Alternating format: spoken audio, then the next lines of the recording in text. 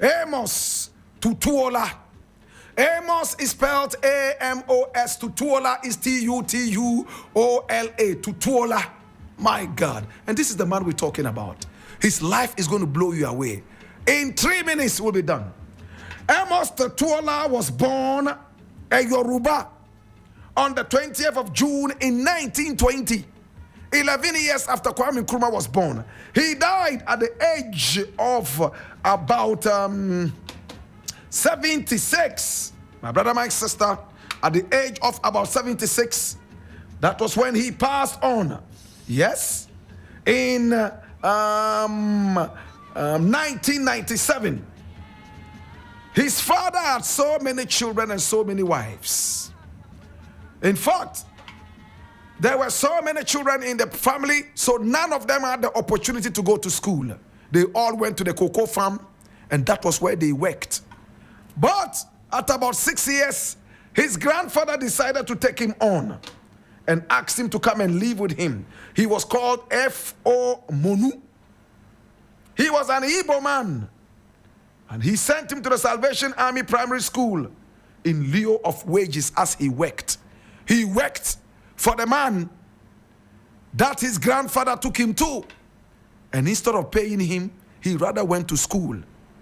In fact, he stayed in school for 6 years, after which his grandfather died. And when his grandfather died, his education came to an end. Oh my God. But listen to this interesting thing. He never went to school again, but he taught himself how to read and write. And he started to write books in English after he left class 6. Can you believe this?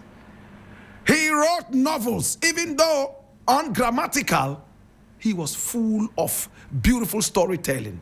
He translated his storytelling into an art.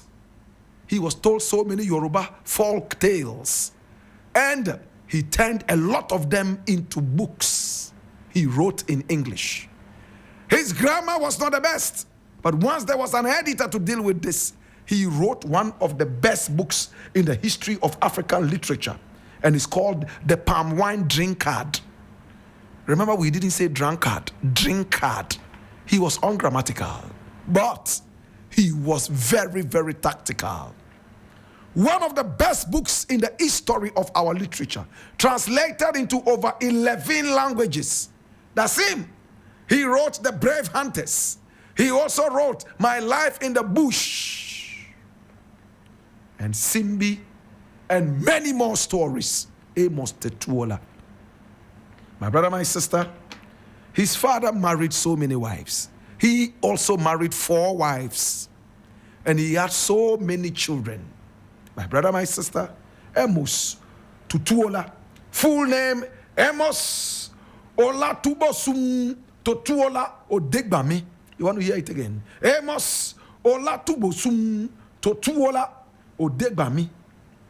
He died in 1997 at the age of 76 from diabetes, and also, my brother, my sister, from pressure, high blood pressure. He also had hypertension.